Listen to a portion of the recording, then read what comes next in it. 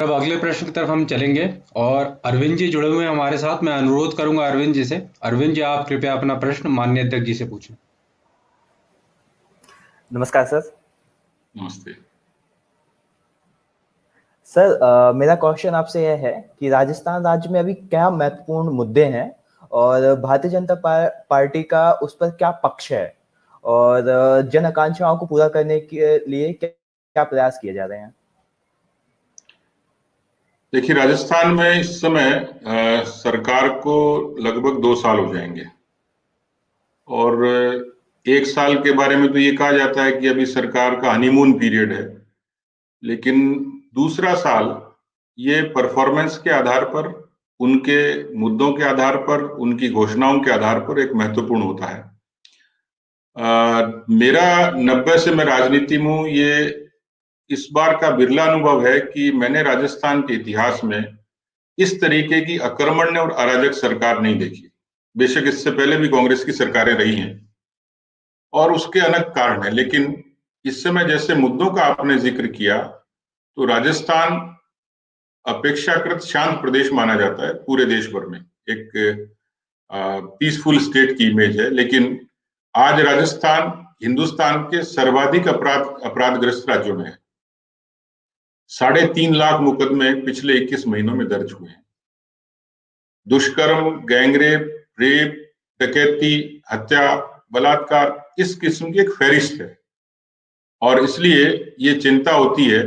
और इस कानून के मसले को लेकर हम लोगों ने विधानसभा में भी और विधानसभा के बाहर भी, दुर्भाग्यपूर्ण यह है कि कोरोना के कारण बड़ा मूवमेंट खड़ा होना थोड़ा सा मुश्किल लगता था, लेकिन इसी तरीके से एक दूसरा बड़ा मुद्दा था बिजली के बिलों का। कांग्रेस की सरकार ने घोषणा की थी, हम लोग 833 रुपए की सब्सिडी राजस्थान की जनता को देते थे, वो खत्म की। इसी तरीके से बिजली के बिल ये जब बढ़ के आए, मान लीजिए कोरोना के कारण दुकानें बंद थी 6 महीने से, फिर भी उनके बिल आए 40-40 हजार के, आम कंज्यूमर को भी और किसानों को भी। तो हम लोगों ने सितंबर में एक बड़ा अभियान शुरू किया था, जिसको नेशनल ट्रेंडिंग में भी अच्छा नंबर मिला था, जो अव्वल था, हल्ला बोल।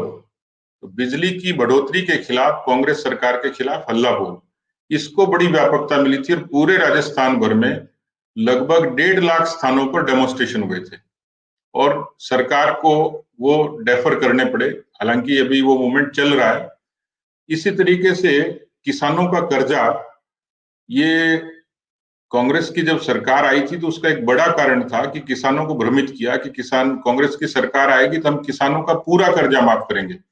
राहुल गांधी जी की वीडियो क्लिपिंग्स भी है राजस्थान की आम सभा की कि राजस्थान में यदि सरकार आई तो 10 दिन में कर्जा माफ कर देंगे।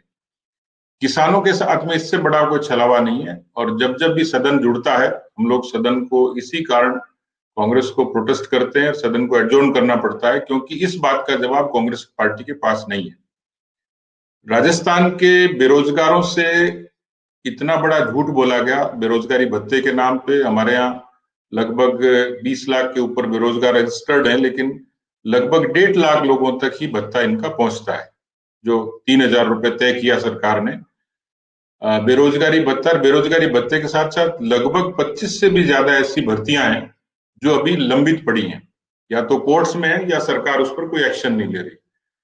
तो एक लंबी फहरिस्त है, कानून व्यवस्था, बिजली, किसानों का कर्जा, बेरोजगारी, ये तमाम इस किस्म के मुद्दे हैं कि जिन मुद्दों पर मुझे लगता है कि कोरोना के साथ साथ भी हम लोग सोशल मीडिया पर भी एक मूवमेंट चला रहे हैं, लेकिन भविष्य में ये सब मुद्दे एक बड़े आंदोलन की मुझे लग रहा है कि नींव रख रहे हैं।